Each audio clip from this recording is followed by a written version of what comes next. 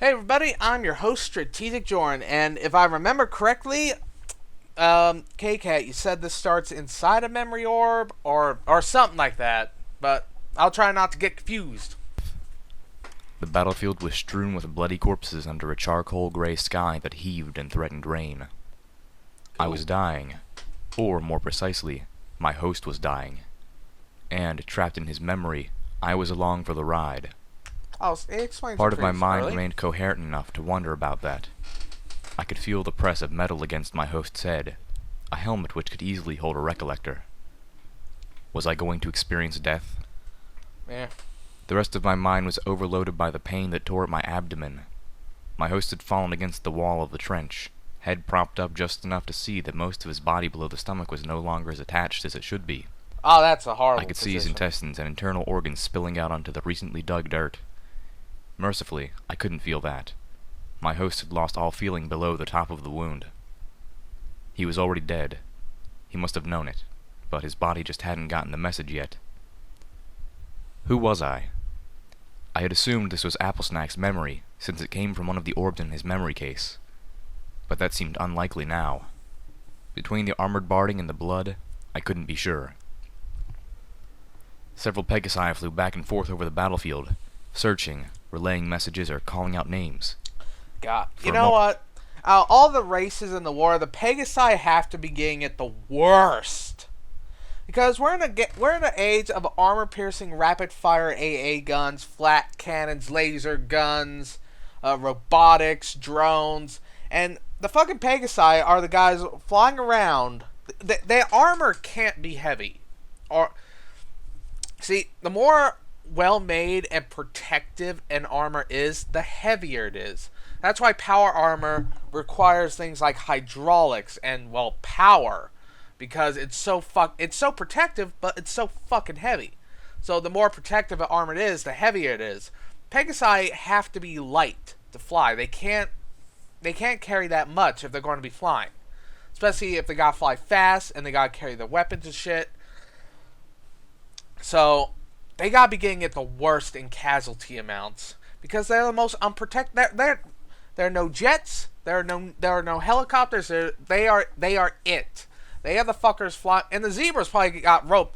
It talks about how the zebras focus more on robotics, so they probably got drones to do the flying for them. Fucking Pegasi gotta be dying in droves. Moment, a familiar sky-blue mare with her shockingly brilliant rainbow mane and tail swooped over my trench. She hovered, looking about frantically. Her blood-stained purple suit looked nearly black in the light, and her battle saddle was scorched. Her eyes fell on me, and she winced. Then she was off again. Hey! A large form of a particularly statuesque red stallion in similar military barding slid down into the trench next to me. His eyes went wide as he took in the morbid reality of my wounds. So, Sarge, we drive those striped bastards back? I felt my muzzle move, and the words came out in a low, masculine voice. I felt a drop of wetness hit our cheek. At first, I thought the other pony was crying, but then another raindrop fell out of the sky, and another, and another. Yep. The red pony nodded, wisps of orange mane falling from under his helmet, caked in a dark red by blood. He spoke slowly. You did good, soldier. Mighty good. They'll make you a sergeant after this. Rain was beginning to soak his coat, washing caked blood out of it. My host choked, coughing up blood. The taste was warm and coppery in our mouth. Post-mortem, I'm afraid, Sarge. My host's voice was eerily calm and even. He had minutes left to live, if that, and he seemed at peace with it. I'm afraid I won't be joining you when you go, after all. We felt cold. A chill deeper than that from the rain. I felt drops of rain kissing the searingly painful wound. I was thankful I couldn't feel drops landing inside me. Don't talk, the big one said, looking deeply wounded. I am ready to let you go, Buck. Think the zebras had different to say. My God. My host actually chuckled. He was in utter agony. I hadn't felt pain What's like he this going since to the do? Let's dragon get set me on real. fire. I was sure that my own body was screaming, and he just chuckled, like it was nothing. Don't worry, Sarge. We won the day, right? No regrets. The big red stallion looked like he was fighting tears. My host just grinned, his muzzle full of his own blood. Well, one regret. Never did get to meet that hot sister of yours. Oh, The damn. stallion frowned dangerously, and I suddenly realized that his mane was the same color as Applejack's coat, and they had similar freckles. Big Macintosh bristled, then burst into a gruff laugh.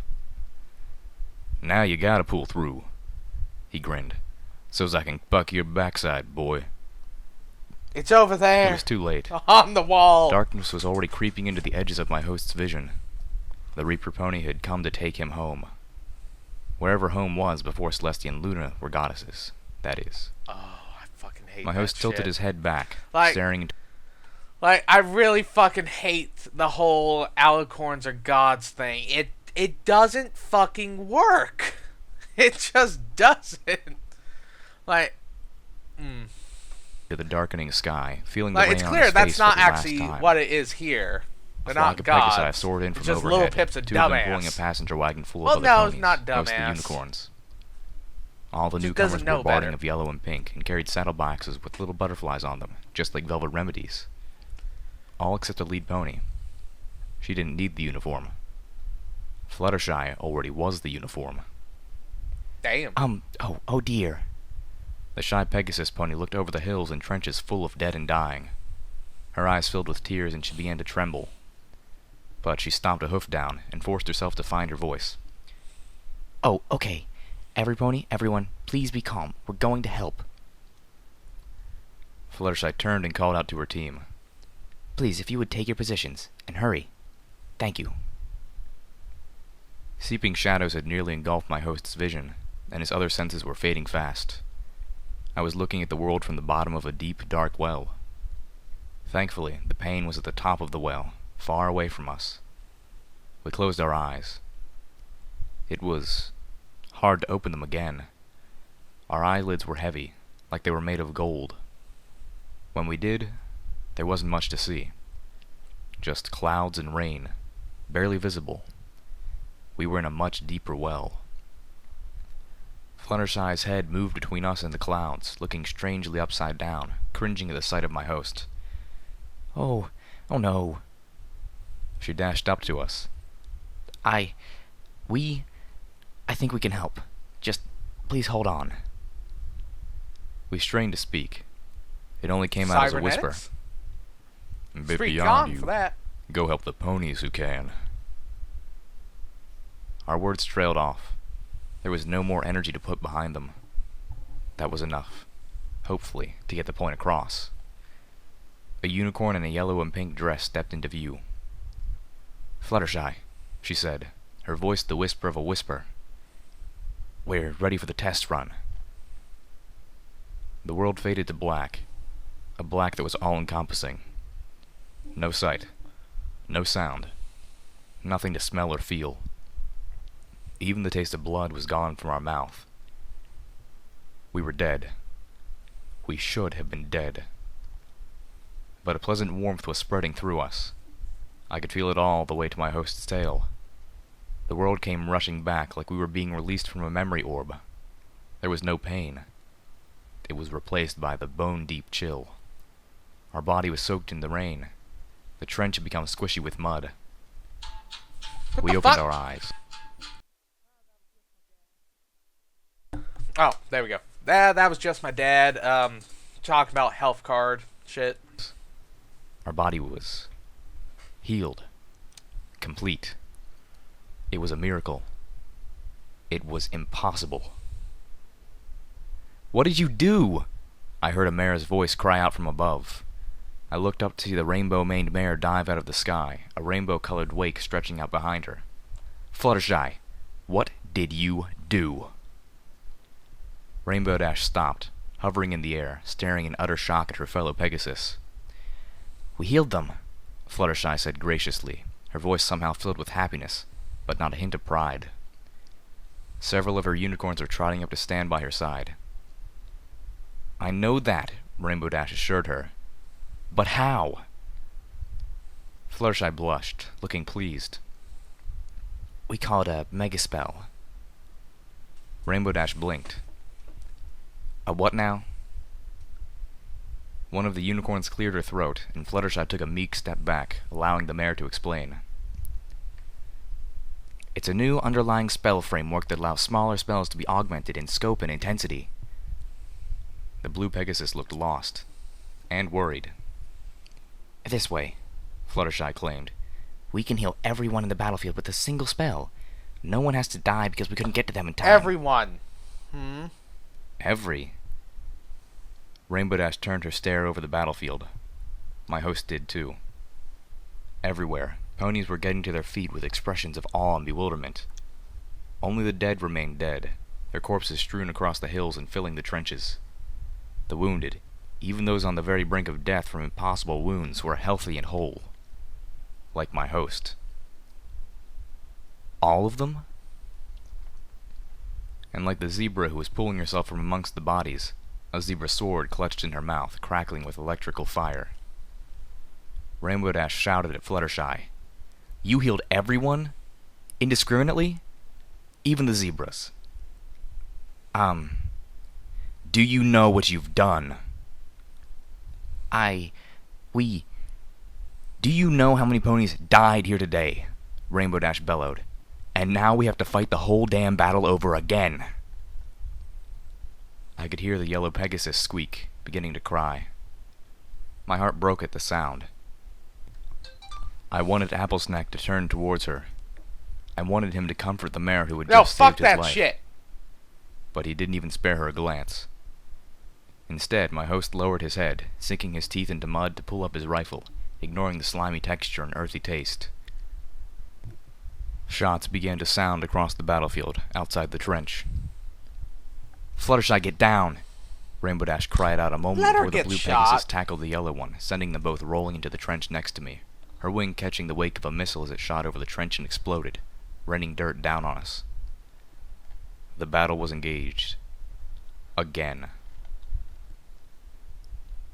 Velvet Remedy stopped as we approached the massive gate that the Steel Rangers had built in front of the stable.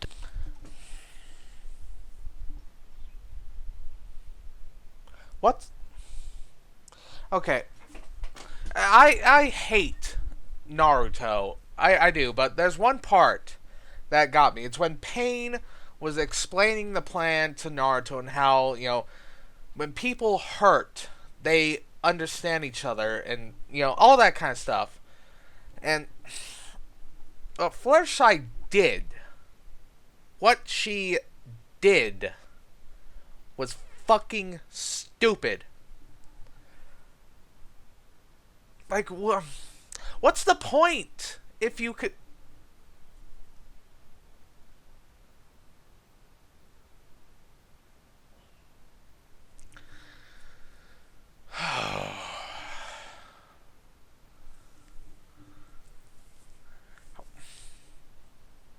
It's pretty clear that battle was won by Equestria because, they saw troops there, but they weren't really in combat readiness. They were, they allowed the civilian workers in, the medics and shit. And now it's a fucking war. It's a war zone again. Like the dead not the dead, the dying were getting back up. It's a fight again. Even more die because it's clear the spell doesn't heal the dead. It only heals the dying. But now the zebras that were dying are back up, and now they're just going to kill more people. They're going to kill each other more. I never liked Fluttershy. Let's be honest. I mean, she's adorable, and I don't hate her, but I never liked her. Well, on occasion I do, but those are the rare ones. Just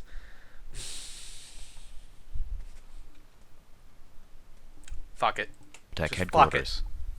The armored plate looked like it had been taken from a battleship's hull. It slid down into grooves into a concrete wall that bisected what had once been the squat skyscraper's courtyard. Steel Rangers stood guard along the roof and in the open half of the courtyard. Now, accompanied... It feels like what Fluttershy did was a fucking insult. Like, I don't know if that was a they had trenches. The ponies had trenches, so I'm assuming that it was a defensive battle, maybe even on Equestria itself. And by bringing the zebras back along with the dying ponies, having to fight the battle again feels like a fucking insult. Ugh. By two of the tank-like Sentinel robots that had ironically helped prompt the creation of the anti-machine rifle. This outer half courtyard was a mess of cracked steps and shattered cobblestones, concrete planters where nothing grew, and a dried fountain. Above the fountain rose a cracked and badly weathered statue of a once beautiful white unicorn with a curling purple and pink mane and tail. The statue had suffered not only from weather, but generations of graffiti before the Steel Rangers had taken possession of the building and began fatally discouraging raiders and miscreants from approaching their base of operations. Every pony else was focused on the guards in magically powered armor and the Sentinel bot in front of the gate. The senior paladin mare trotted forward, addressing them. I perked my ears to listen, but felt a sudden hoof nudge from Calamity. He pointed the hoof and turned to see Velvet Remedy walking up to the fountain. Hello, great-grandmother, she said softly. Great. She paused, blushing. I've sung your song, and I just wanted to say, you saved us. I'm here because of you. Stable 2 worked. The Steel Rangers quieted, themselves strangely interested in my friend's almost internal conversation with the statue. Calamity moved away from us, flying quietly towards her. You got it right. Velvet dug at the ground. I just wanted you to know.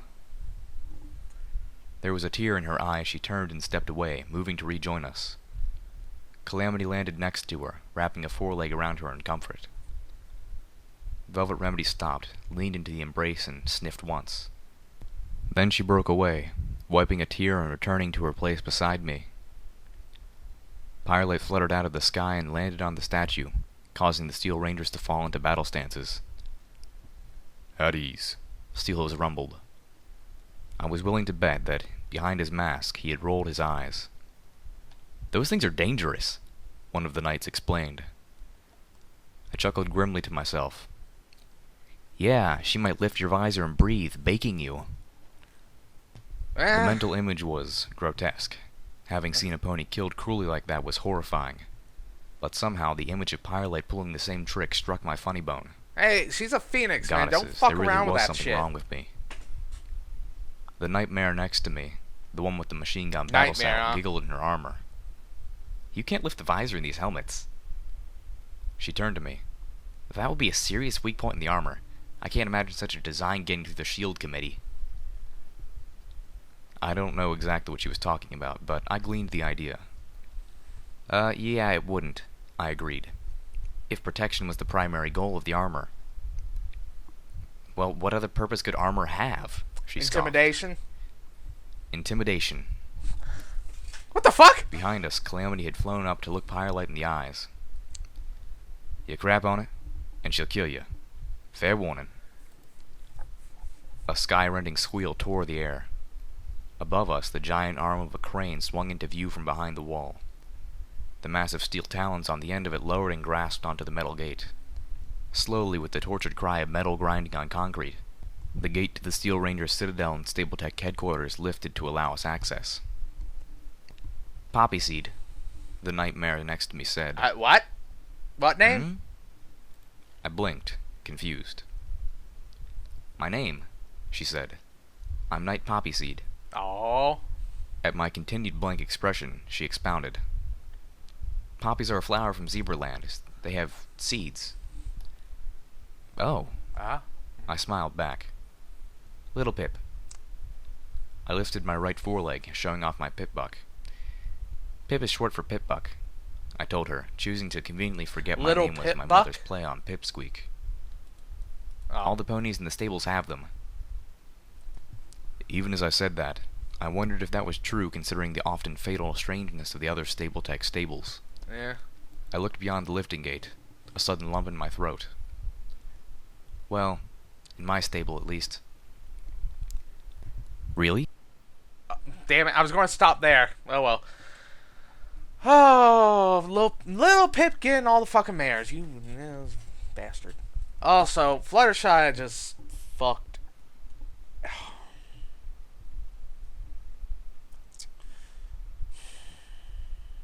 I don't even know what to think of that shit. I hate it. I hate the idea of, like, can't you tailor the spell to target people? I know you want to help. I have such a problem with the mentality that Fluttershy in this story has, because, I just, I don't know. I don't know how to say it. I'm actually kind of tired too, but fuck that. When is Little Pip going to get? Like, she's not going to get power armor, is she? She's not going to get power armor. Also, were those Pegasi wearing power armor? The Enclave ones, was that power armor? I didn't think it was power armor. It might actually, I thought they were wearing flight suits and thus they had goggles and shit. I actually think about that. I don't know. Well, I'm ending it here. I'll see you guys later.